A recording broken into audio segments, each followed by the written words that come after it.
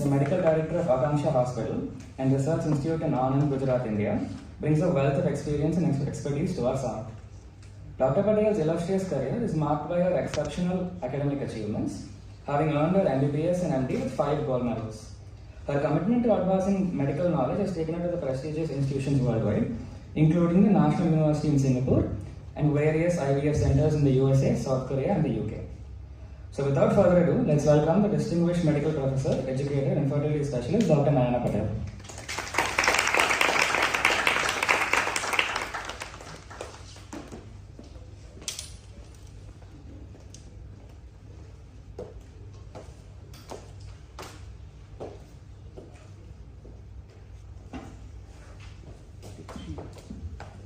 Good morning, everyone. At the outset, I would like to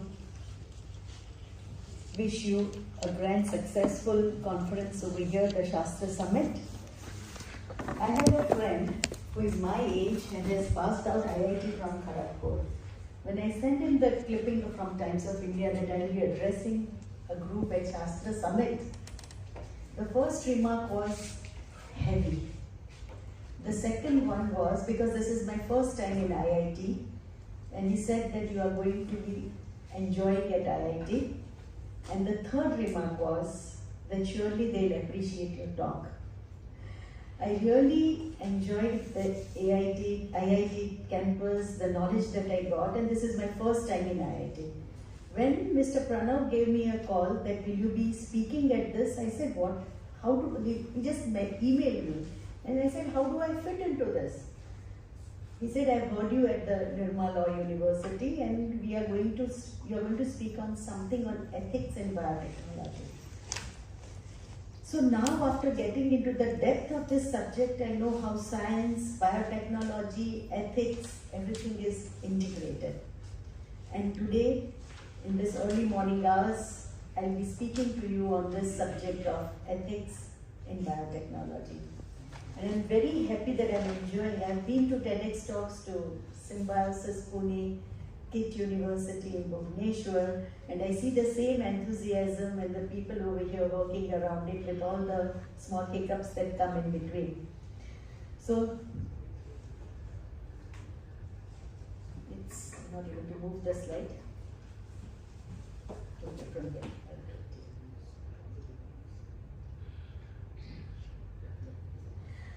So, we know that biotechnology involves biological systems, organisms, derivatives to try to create products, and then this integrates the biological science with technology. And there is a huge scope from agriculture to industrial, marine, environmental, but medical biotechnology and that to human medical is what I am going to touch today, because we see that this is very rapidly growing now. And therefore there are ethical questions that can come up. There are various industry involvement in it, and therefore the individuals need to be regulated.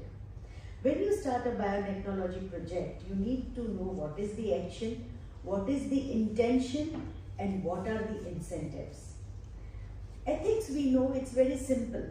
We know that what is right, what is morally right, what is morally wrong.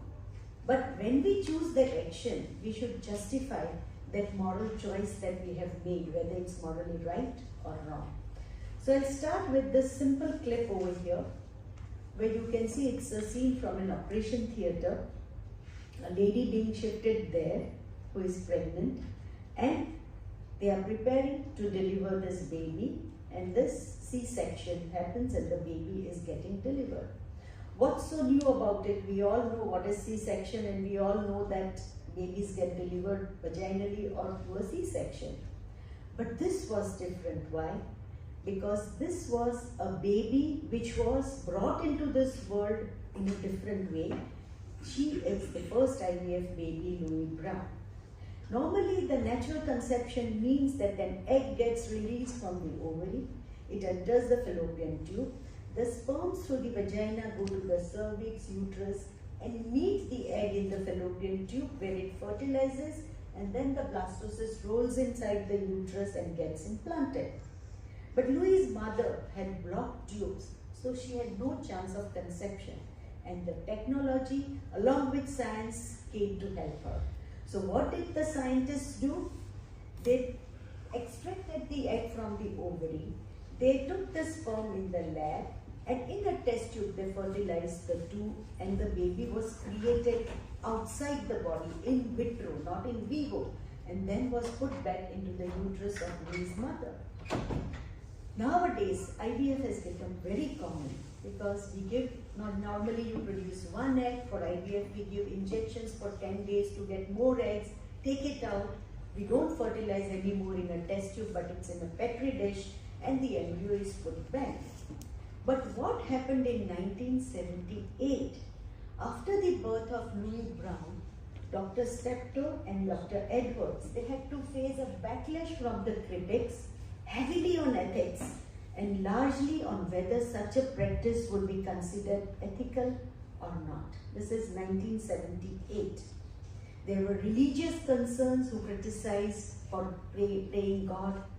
Peers questioned the ethical merits. Lot of initial skepticism from scientific and religious communities. Success in infertility experiments shifted perceptions, but finally it paved way for wider acceptance despite early criticism. And 32 years later, in 2010, the same scientists were honored with the Nobel Prize. Unfortunately, one had passed away, and the other one, Mr. Edwards, had severe dementia, so his wife is receiving that Oscar on his behalf. So ethics and biotechnology, I feel that ethics should progress along with the techniques, the science when it is advancing. And today, there are 12 millions or more IVF babies, and I'm sure there could be one in this hall also. Or there could be somebody over here who may need the IVF technology. God forbid, but this can happen. It has become so common. And if we are talking about this, we should look at our own ancient history. Her choice. This sounds a lot like the modern day concept of test tube babies, doesn't it? It's pretty amazing to think that these advanced scientific ideas were already being explored thousands of years ago. Who knows what else we might learn from ancient texts like the Mahabharata? It's Karna. They said that he was born with the technique of IVF. But now, to regulate the ethics mainly, because we are so engrossed in our own field that we forget that what concerns everyone else, the government has come up with the ART Act 2021. But the IVF technology does not stop here. It has opened a Pandora's box. The surrogacy dilemmas, the pre-implantation genetic testing of the embryos, gene editing, which they say is going to be the future, the designer babies, cloning, artificial womb technology is now about to come, artificial intelligence. Why there are ethical concerns when it comes to human medical biotechnology? First of all, safety, the liberty, the justice, environmental and human nature, and religious beliefs. So when we look into surrogacy, I have delivered 1763 babies with the help of surrogacy, and this was our very first case, the grandmother surrogate case. This girl was born without uterus, and the marriage was about to be, the husband didn't want it because they wanted their own genital material not ready for adoption. And so her mother opted to become her surrogate. Because she had eggs, the husband's sperms were taken, embryos were created and put into her mother's uterus, and she delivered the twins for her daughters. There were a lot of criticisms. There were some who appreciated it and some who were criticizing it. The professor in Hammersmith said that it's the ultimate act of altruism. Mother can only do it. And there were some who said that doctors are playing gods. The children will get confused. We are thinking on behalf of children, that whom will they call mother, whom will they call grandmother. It's changing all relationships. It's very unnatural and should never happen. And now in 2019, the children were born in 2004. In 2019, when they came to visit me, This is the grandmother, mother, and the two kids who are grown up now. What did the boy say when I asked him that how do you feel about this? They knew everything what had happened and how they were brought into this world. And these were his remarks. I love my mother, but I adore and worship my grandmother. It is because of her daughter I could see this world. So when we are thinking ethically, we sometimes cross boundaries. That aspect also, that we think too much, but ultimately this procedure of the surrogacy, grandmother, mother has given so much happiness to both the families and beautiful children on this earth. And then it was noticed by none other than You go to have a baby of your own. How far would you go to have a baby of your own? So this was noticed by Oprah Winfrey, and they called us to have a documentary on what's happening here. And Lisa Ling came to our clinic for 5 days as an investigative journalism. She went back very happy that there are so many females, 1 in 4,000 born without uterus, and many other indications, a kidney transplant patient, liver transplant patient, or mothers who have miscarriages at 5 months cannot carry a baby, who would need this technique, and there are so many voluntarily helping women. And she said that this is what I love, one woman helping another woman. Yes, we are correct that way, but then we have to see the ethical concerns also. The same thing brought me on the front page of the week, where 25 most controversial Indians were put. I became a very controversial person because of this. They said that you can love them, you can hate them, but you cannot ignore them. We have our own Modi ji also on this, and see where he has taken India today. So surrogacy is not new. Again, we look at the Hindu scriptures, we'll find that the transfer of embryo from one womb to another, the example is Balram. He was the 7th child of Krishna's parents Devaki and Vasudeva, but because Kans was killing all of them, the embryo was transferred into the womb of Rohini, Vasudeva's first wife, to prevent this baby being killed. And when we look at the book of Genesis, Sarah and Abraham faced infertility.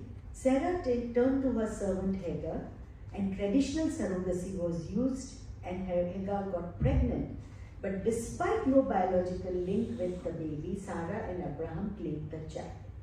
What are the pros? Yes, child for those who cannot conceive, they can have their own genetic material. It's a positive experience for all the people involved. And if they say that why should they do it, the person has the autonomy, the right to choose what they want for their body. But yes, there are ethical concerns like exploitation of the surrogate. Can we commodify reproduction, the legal and emotional complexities? And these all needs to be looked into it, because we can go very far into this, but there needs to be a line that is to be drawn, that who can do it. It could be, it should be altruistic, but compensatory surrogacy is the need of the hour, because for 9 months, if any voluntarily willing woman is going to help you, you can just take care of her medical expenses and her well-being. And that's why the Indian government has now come up with the Surrogacy Act 2021, where it's beautifully defined who can opt for it, how it should be done, what are the legal permissions, how the judicial magistrate will come into picture, so there is no exploitation of any person involved in it. Now, if the womb is not there or she cannot carry, the other option is uterine transplant. If we look at the medical transplants, kidney transplant, heart transplant, liver transplant, all these are life-saving conditions. And in transplants, it is written that only in life-saving situations you can do it. Uterus transplant is not life-saving, high chances of rejection, high miscarriage rate, and poor success rate. After this, the IVF has opened up the genetics and IVF concern. Now you have so many options. Genetic screening of the embryo, you can manipulate the embryo, but what about the long-term health implications, the psychological and emotional well-being, and the transparency in the procedure and ensuring equitable access. What is pre-implantation genetic testing? Supposing somebody in your family is having thalassemia major, or somebody in your family is having Duchenne's muscular dystrophy, and you want to check, like mother is the carrier, husband is normal, but they don't want a baby who is a carrier or a baby who is affected by muscular dystrophy, where all the muscles are wasted. So they will go to the clinic, get the embryos formed, then take the biopsy from the embryo, send it for the checkup. If the embryo is normal, they get it transplanted. If not, it is discarded. So this is genetic engineering. I'll give this one simple example. This couple from Africa had the first child albinism, totally white. And in their family, in generations, they never had a baby who was an albino. They wanted a second child, but they wanted to see that that second child is normal and not an albino. Science has advanced, technology has advanced, and hence they went for this technique of getting the embryo tested and finding out the embryo which is not affected with albinism. We did do 3 IVF cycles, and after 10 blastoses, we could find 1 normal blastocyst which was transferred. And this was the Asia's first case where a non-albino baby was born to this couple. But is this approach morally acceptable? There are questions that an albino baby can survive like any other baby. So why discard those embryos? We have to respect those embryos also. But at the same time, if the couple has got that access, the science has advanced. Should the ethics be advanced to make the couple happy, to bring in a baby which is normal? So there are a lot of ethical concerns when any new technology comes in, like the non-discrimination, justice, respect for embryos, even if they are pending for discarding, beneficials and non-beneficials, regulations, oversight, transparency and communication. And now a new thing has come up. When a couple is planning a baby, what they would want to know that are they healthy enough? Will they have any problem? And how about ensuring a very healthy child? Each couple wants a normal, healthy baby. So previously it was the blood group matching, you just get the HIV tested, the thyroid, the sugars, and take your folic acid supplements and plan a baby. Then came in like something like thalassemia minor test. Because both are minor, the baby 1 in 4 can be major and suffer a lot. But now there is carrier genetics testing which tells you about 420 plus genes. We know that human genome has been decoded. And that's very good information. But along with it, now we know that even before we have a baby, we can find out what are the problems the baby can have. So we know that 82% of us could be a carrier of 1 or 2 mutations which we don't know. There could be consanguineous marriage where there is a 16% chance of having a genetically defect baby. And therefore, and even 20% of the newborn babies that they die could have some genetic problem. So now we have come up with the carrier genetic screening, complete comprehensive screening of the male partner and the female partner. These two were IT graduates, this couple. They conceived in the first go naturally, and they had a beautiful daughter. Till 1.5 years they were not aware when they came to know that the daughter had spinal muscular atrophy, where she is totally paralyzed now. And she is a beautiful daughter, they love her, but they said that how can we prevent a second child for this? So we tested their blood, we found that both of them were carrier of spinal muscular atrophy gene. They were heterogeneous, they were carrier, but unfortunately those genes passed on to their baby, and the baby is now an affected child, 1 in 4. In autosomal recessive, it could be 1 in 2 children could be affected, your baby. So we suggested IVF with embryo biopsy, PGD or PGTM, transferred an healthy embryo. After 2 cycles, we could get a healthy embryo which was not affected with spinal muscular atrophy. So her chances were very high to repeatedly have this baby, and a healthy baby boy was born. She is saying that I went to my obstetrician before starting a pregnancy, that I want to see that I have a healthy baby, what precautions, so normally don't take alcohol and all those advices we gave but she was never suggested the carrier genetic testing. If that was done, it would have been diagnosed that both of them are carrier of a spinal muscular atrophy mutation, and that could go to the baby. So in the first attempt itself, they would have gone for IVF and checking the embryo and putting a normal embryo. So both ways, but this carrier genetic testing has got its own privacy concern, accuracy and reliability. The report can just not be handed over to you. There has to be a genetic counselor who takes you through the report, because understanding that 428 genes is very, very difficult. Supposing there is a minor thing which is not a major impact on the couple or on the baby, but if you read it, it will be at the back of your mind that I'm suffering from this, am I a carrier of this? So there will be psychological and emotional implications, and still there is lack of regulation and oversight. So it's a very beautiful biotech advancement, but how to implement it, how to use it, and who needs it is also very important. So here, the ethical concern of that couple was very correct, the scientific concern of that couple was very correct, that we should have been offered the test. But again, the ethical concerns come into picture. There is another proposition that we work on now, that we only give the information which is like going to impact the baby, the others we don't. But is it correct? That also is a question mark. I have a boy who comes for his couple who come for their treatment. The boy's family has Huntington syndrome. Everybody in the family, grandfather, father, they shake and then they come out the wheelchair by the time they are 40. He is in his 30s. I said, did you get yourself tested? He said, no, I don't want to. I don't want to know that I'm carrying that and I'm going to be affected by the time I'm 40. My brother is positive, my father is already suffering, grandfather is suffering. If I come to know right now that I am suffering from that and by 40 I'll be on a wheelchair, I lose this also in my life, whatever enjoyment I am having. I'll pass my life in anxiety. So I told the doctors I don't want myself to be tested.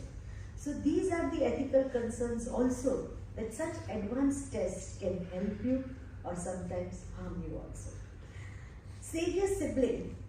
We know that if the couple has a thalassemia major child, both of them are minor carrier, and they want to treat the child, it's only blood transfusion every 15 days.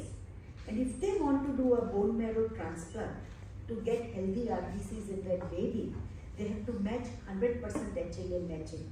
There are such banks available, but very difficult to find a 100% match.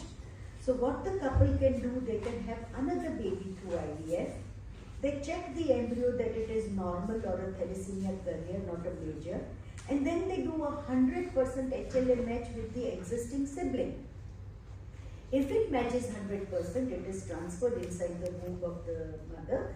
Once the baby is born, at the age of 2 years, they'll take the bone marrow from that baby, put it in that existing sibling for bone marrow transplant, and the elder sibling will get totally cured in 6 months of thalassemia major.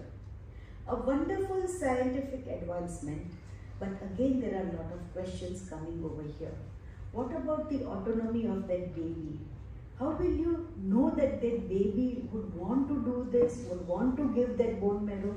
You are just creating a baby who is totally unaware, oblivious of the fact that why he is brought into this world and what he will be doing. So, scientifically it looks very good, but there are ethical concerns which should advance along with this treatment, because we don't know, like those two children of the grandmother are very happy the way they were brought into this world. Maybe this baby will also say that I'm very happy I helped my elder brother or sister get cured of this disease. But the ethics that come into picture are this.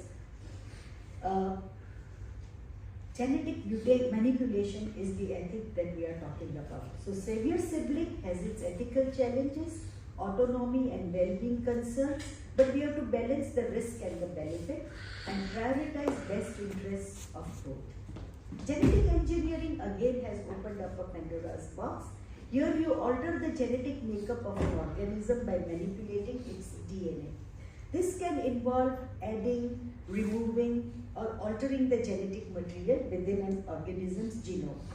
And the latest example is this Chinese doctor, with the help of CRISPR-Cas, he created two babies, Lulu and Nana, who are genetically engineered, and they will never suffer from HIV because their DNA was manipulated.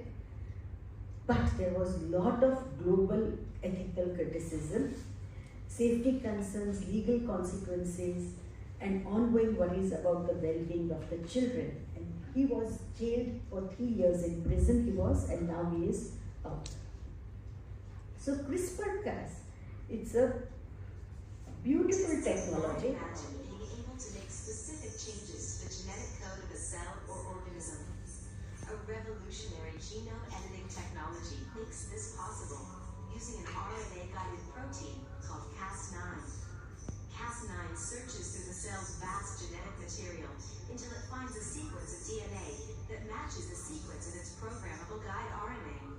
The guide RNA enables Cas9 to open the DNA helix, then to position two molecular blades to cut each strand of the DNA double helix. Repair enzymes seal the gap in the broken DNA, sometimes by inserting new genetic information supplied by the cell or the experimenter. In this way, disease-causing mutations can be corrected by changing the underlying genetic code. Scientists are now using this Cas9 technology for research applications in human health, So once again, this is open. Imagine you have this world of CRISPR-Cas9 where you have access to this powerful gene editing tool. There is no limitations. Now we are not bound by the nature, what nature gives. We decide what we want. We can rewrite our genetic code, cure previously untreatable diseases, and enhance human traits. But at what cost? Let's delve into the ethical minefield of CRISPR, where the lines between the treatment and enhancement blur, and our choices could shape the future of humanity. This is just one scenario. Sarah is suffering from cystic fibrosis, a debilitating genetic condition, and CRISPR can offer a potential cure, correct the faulty gene in her lung cells. The benefits are clear. She will have a healthy life, extended lifespan. What's wrong in it? I think it should be given. But is editing her genes solely for the purpose of her health justifiable? What about a healthy person choosing to avoid their genes to avoid future health risks? Who decides which genetic conditions warrants CRISPR-Cas intervention? Could this lead to discrimination against those with undesirable genes? Are there unforeseen consequences of altering the human genome? Could unintended mutations, while you are doing this, we don't know what mutation can happen, and could that harm the child in future? Or another scenario where somebody wants to enhance their athletic performance. They can seek the help of CRISPR to enhance their muscle building genes, improve the speed, strength, and become a dream within reach. But is it ethical? Is it fair to enhance natural abilities, creating an uneven playing field? Like we know the drugs that they take to enhance are also not good. Will these be allowed? Does this violate the spirit of sportsmanship and competition? So where do we draw the line between the enhancing physical performance, creating designer athletes? Could this lead to a society obsessed with genetic optimization? And what are the social and psychological implications? And could it lead to discrimination against those who choose not to modify their genes? So these are just two scenarios, but this could open up a huge arena of things that would happen which we do not want at. So we have to balance the potential benefits of genetic engineering with the need to protect human dignity and equality. So ethics are, you can potentially create a germline which you want, but the controversial use in human embryos questions altering the human genome, worries about unintended consequences and ecological impacts, and lack of clear regulations concerns potential misuse. So there are ongoing debates about this CRISPR, which is used a lot in chemical and industrial, but what about it when it comes to the human? Now I go to the designer babies. We all can now have a baby of our choice if this comes into picture. They are saying that the chromosomes will be available on a kiosk. You can go and decide which chromosome you want for your baby, which trait you want in your baby, and CRISPR is going to be one of them. So literally you can go and find out what type of baby you want. There were designer houses, designer hats, and now designer babies. The first, they are congratulated, you now have a versatile baby. So you can go to that extent to select what eye color, what skin color, what hair color, what height, what trait. This one had selected the genes for musical, and now they are saying that to their daughter that play the music because we have spent a bomb on selecting the genes that we wanted for you to become an expert in music. So this is the scenario which is going to happen. And this baby that is born, the parents are very happy because the mother selected the sperm from a genius sperm bank.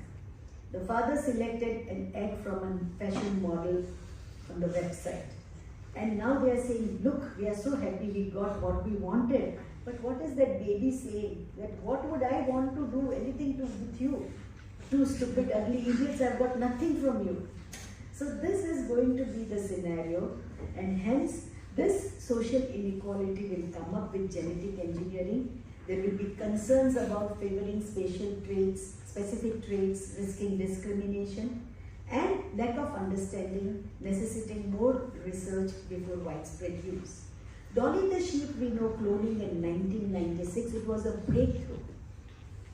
The sheep's, even now if a male does not have sperms, total azoospermic, we can use this technique. We can take an egg, take out the nucleus, take out a cell from the man's skin, and then take out that nucleus and fuse it in the egg with electrofusion and grow the baby.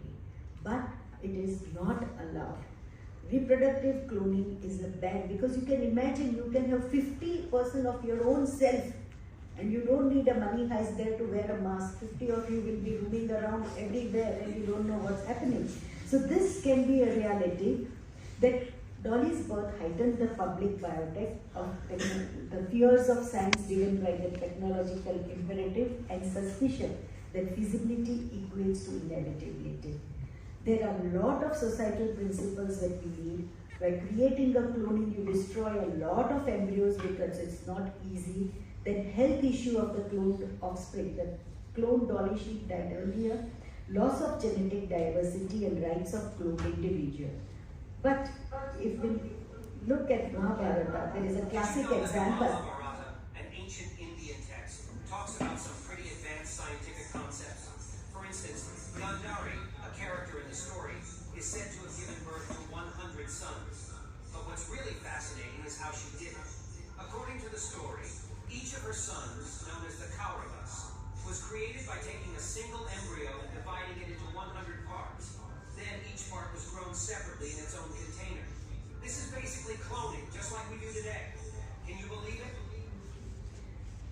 So once again, we have this cloning in our own Mahabharata, and with this containers comes the last part, which is the artificial womb technology. Very recently, Artificial womb facilities for 30,000 babies per year.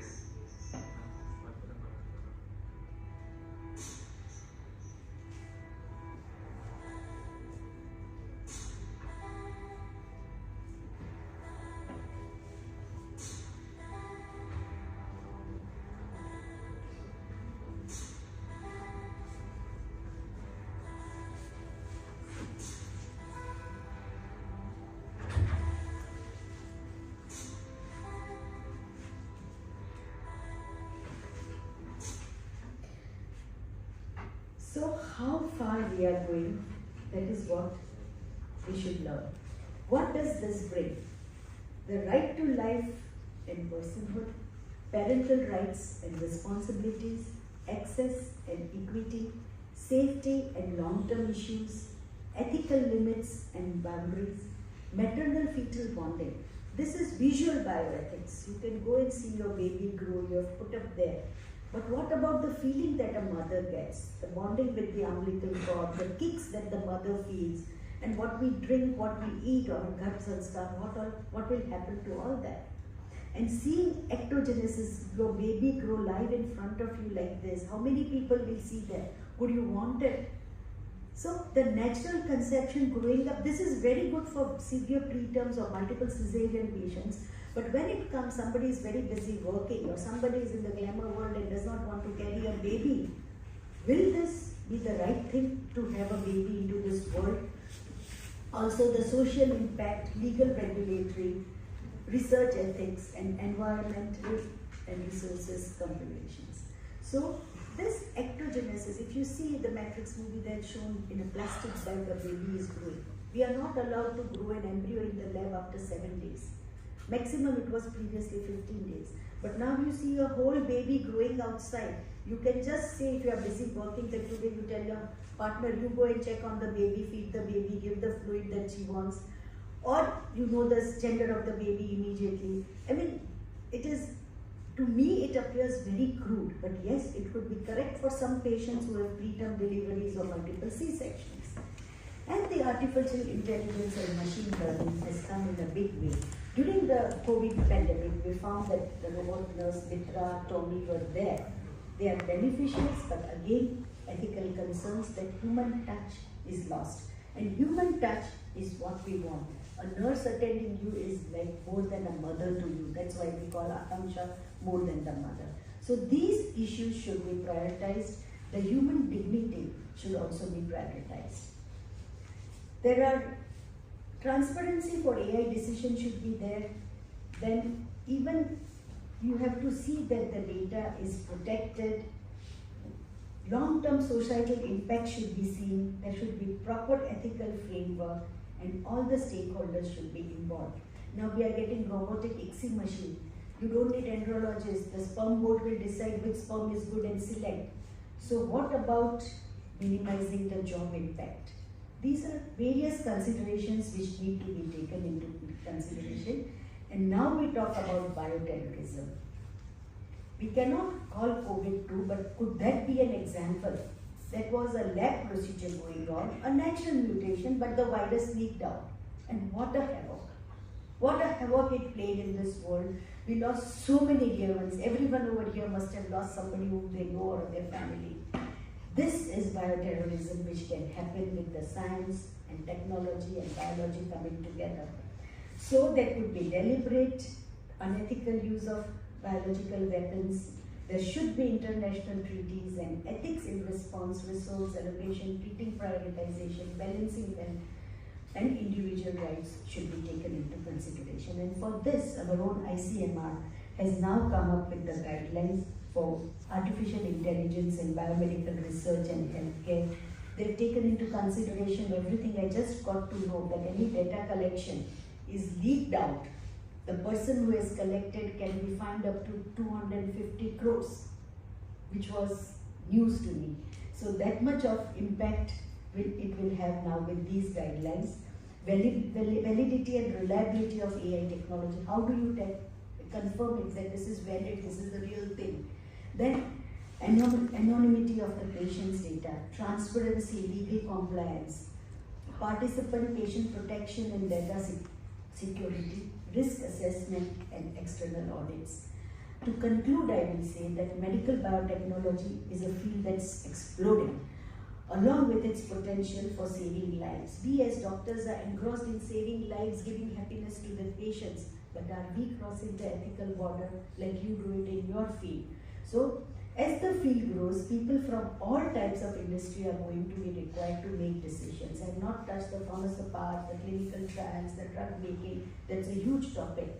But whenever you are doing this, consider bioethical challenges alongside the benefits of ERT, informed decision making, prioritizing personal freedom, uphold the bioethical principle of patient autonomy in decision making. You don't have to impose anything. Emphasize the need for informative and non-directive counseling. Human dignity. We are playing with the human lives, human emotions. So that is very, very important in genetic interventions. Environmental stewardship, avoid harm to nature, global equity, accessibility when it comes to biotechnological benefits, ensure diverse voices shape the future, build a future with technology in ecology in symbiosis, and bridge divides for universal access to advancements. The journey ahead is definitely fraught with challenges, but let us not flinch.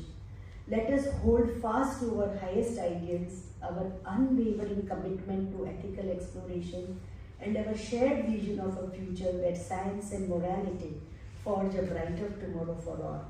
Remember, the power of biotechnology lies not just in its ability to manipulate life, but in its potential to elevate it.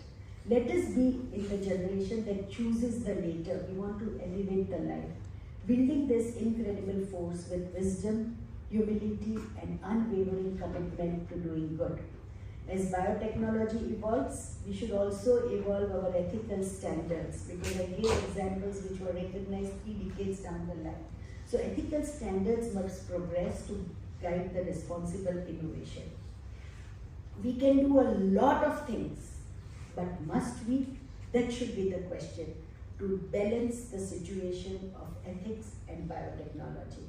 Ethics and morality are the compasses that guide us through the life's complex paths, reminding us that the true measure of success is not found in achievements, but in the integrity of our actions and the kindness we bestow upon others. Thank you so much for this patient hearing.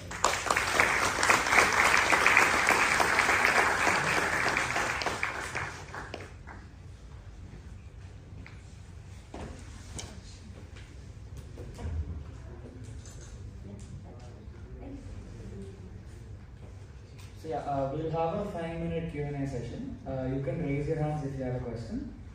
Ma'am will pick out and you can say it. I'll bring a mic to you guys.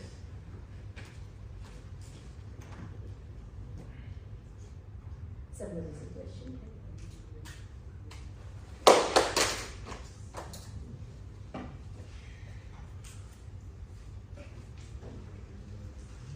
Mic doesn't seem to be working. Good morning, ma'am. My question is that we were speaking about the siblings, right? So we do have stem cell therapies, right? Why do we have to go to an extent? Look, stem cell therapy and HLA matching is something different. Stem cell therapy for thalassemia major will not work. Stem cell itself is in controversy right now, but autologous stem cell therapy, we can do it as per the Indian guidelines. Embryonic stem cell therapy is not allowed. It's banned. It has got ethical concerns. But when we are treating thalassemia major, we have to have a bone marrow that is 100% match, HLA match. So 15 points in HLA should match 100% up to get a proper, otherwise what happens, there will be rejection and the baby will not be cured. And that can happen from within the family. So first the father, mother, they try to match their HLA. But if it's not matching HLA, most likely it will not match.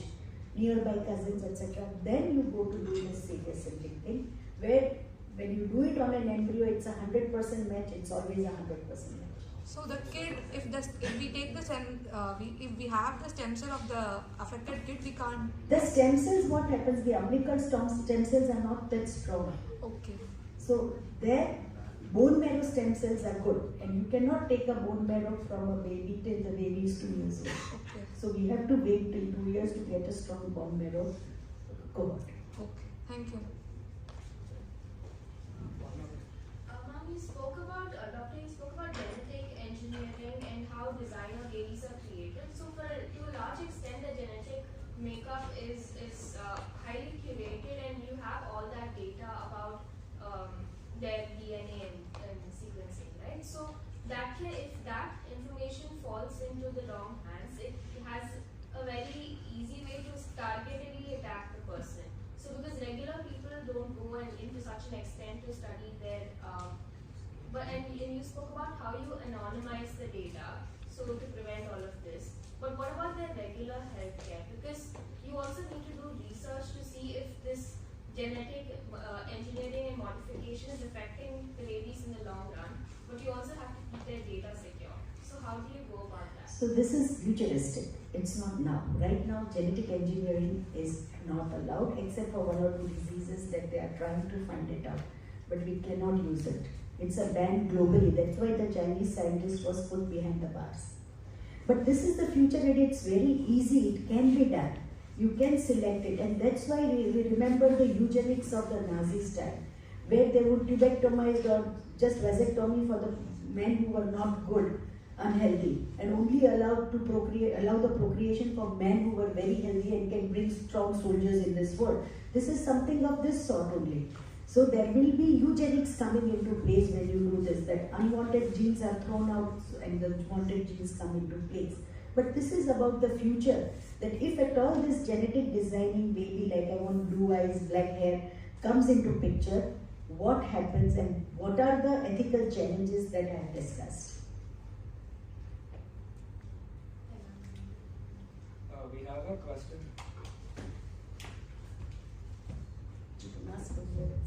Yeah, so we have a question from one of the online delegates. Does the selective genes birth can evolve? Consider the example, if naturally the genes of n-1 generation evolved to create the better defenses against the advanced viruses. However, if the selective gene having generation, which has genes from the n generation which has not been evolved, then in this scenario, are we not creating the vulnerable generation? Difficult to understand this question, but what he means is the same, that by selecting the genes, gene editing and gene engineering, you can do this, that you can bring in the population which is maybe criminals if you want all over the world, you can bring those into the picture. It can be used in a good way also to bring healthy soldiers, but yes, the generation after generation, if you have some abnormal gene and that needs to be curated, it's a wonderful device. But if it is used to totally change it, to evolve and make a new generation, without that, it's, I would say, ethically not correct.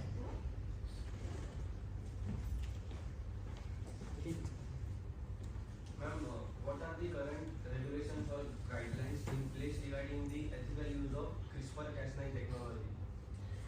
CRISPR-Cas9 has not been used too much in the human medical technology so far. There are few experiments going in the US, Mexico, and this China was under the table, they had done it. But there will be a lot of regulations when CRISPR-Cas actually starts helping the human gene editing.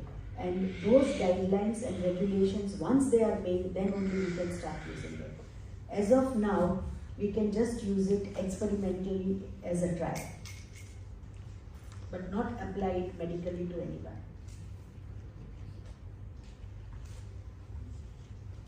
Any more questions? Okay. Thank you once again for this wonderful opportunity.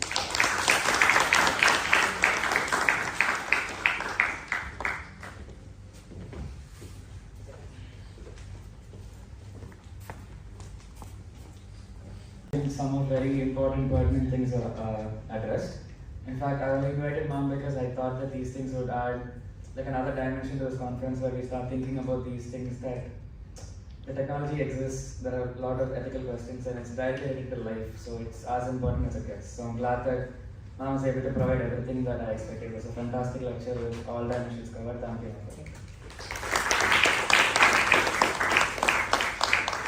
And I invite upon the Sami's head, Rishikesh, to present now with the memento organization.